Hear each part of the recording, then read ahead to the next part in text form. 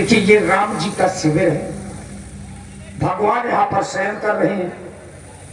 अब महाराज विभीषण मंदिर गए हुए हैं पूजा करने के लिए, लेकिन तभी रावण आया और उसने विभीषण जी का ही रूप धारण किया और राम जी के दल में प्रवेश कर गया। मैं रावण डरा गया, अब मुझे अपने चाचा विभीषण का वेश धारण करके राम दल में प्रवेश करना चाहिए।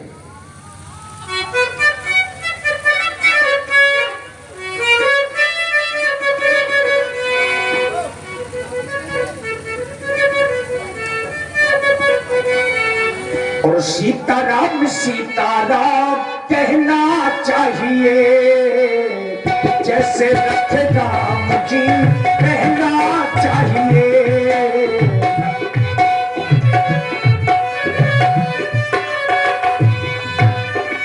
चाहते आराम है तो रोज ही सुबह सा सीताराम सीताराम कहना चाहिए।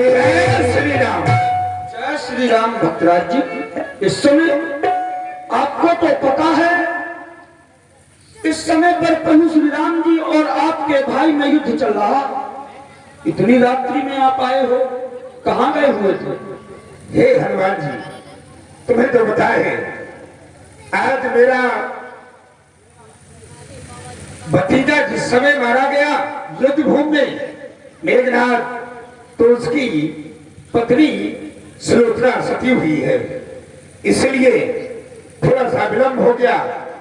बड़ा ही अपार दुख था, लेकिन संध्या करने का बड़ा ही जो सुनिश्चित समय था वो समाप्त हो गया, इसलिए बहुत थोड़ा सा और तुम निकल गया, संध्या करने लगा और ये पता ही नहीं चला कि समय कितना हो गया है। इस बार आप हमें शिविर के अंदर आने दें, आज के बाद ऐसा कभी नहीं होगा। ठीक है, जाओ अपने शिविर में विश्राम करो। रहो सदा शान से। और ये क्या, अब मैं शिविर के अंदर प्रवेश हो गया हूँ, देख रहा हूँ सभी बंदर बालू सो रहे हैं, लेकिन ये हनुमान नाम का बंदर जाग रहा है। ये राम का बड़ा ही परम भक्त है, इसलिए से राम की दुहाई देनी पड़ेगी, तब ये सोएगा। राम मंत्र उच्चारण करना पड़ेगा।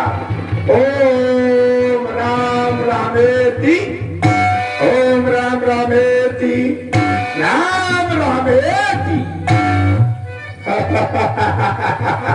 अब सो गया। अब मुझे इन दोनों को अपने साथ पाताल ले जाना चाहिए। रहो सदा शान से भरोसे भगवान के।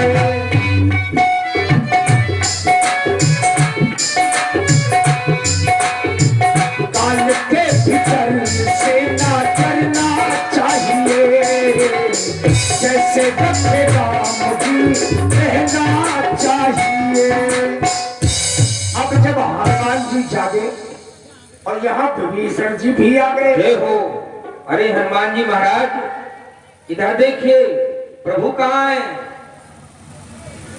पहरे में तो आप ही थे ना आज। अब रात्रि में विभीषण जी तुम ही तो आए थे। मैं आया था। हाँ तुम ही थे। भ्रम हुआ होगा आपको। नहीं नहीं, मैंने अपने इन नेत्रों से देखा है, आप ही आए थे। मैं तो आज संध्या से ही प्रभु की सेवा में हूँ, मैं कहीं गया भी नहीं। तो फिर कौन हो सकता है? अगर मैं ही आया था तब तो निश्चित ही हमारे साथ ही छल हुआ है हनुमान जी, क्योंकि मेरा वेश विभीषण कर अनुहारी, मेरा वेश केवल एक ही व्यक्ति बना सकता है, वो है अहिरावण। मूल नक्षत्र में पैदा हुआ था, रावण ने पाताल में फुकवाया था, वहां का राजा है वो ही प्रभु को ले जा सकता है, मेरा वेश वही बना सकता है। वेश विभीषण कर अनुहारी, प्रभु के निकट आयो छलकारी, आय रावण लय गायो ढेसा, इसमें नहीं है कोई अंदेशा, निश्चित ही हमारे प्रभु को वही चुरा करके ले गया। भक्तराज जी, आप कोई चिंता ना करें, मैं जाकर के प्रभु श्री राम जी को लेकर के आऊंगा। जय जय श्री राम। अब देखिए हनुमान जी कहां पहुंचे, ये तो निश्चित हो गया कि रावण ले गया, चूंकि यह रावण पातालपुरी में रहता है। और जो ही महाराज हनुमंत लाल जी पातालपुरी में पहुंचे तो देखिए दो पक्षी आपस में चर्चाएं कर रहे हैं। अब वो चर्चाएं आप लोग सुनेंगे और इन पक्षियों की चर्चाओं को सुनकर के ही हनुमान जी को निश्चित हुआ कि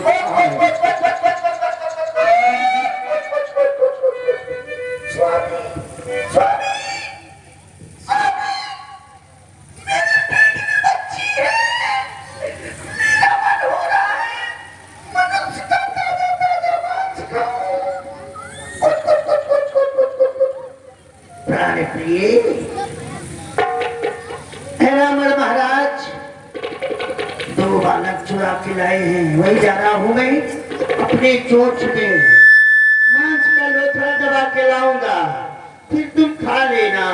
और जिस पेड़ पर हम दोनों बैठे हैं इसी पेड़ के नीचे से रास्ता है पाताल जाने की। हाँ मैं जा रहा हूँ। मुझे विश्वास हो गया, मैंने चारों दिशाओं में घूमा परंतु मुझे पाताल लोक की कोई रास्ता नहीं मिली। ये मेरे सहाय बने हैं, इन्होंने मुझे रास्ता का ठिकाना बताया है। मैं जाता हूँ उस पातालपुरी के लिए। जय जय श्री राम। अब देखिए हनुमान जी ने क्या किया, देवी मैया के अंदर ही समाहित हो गए।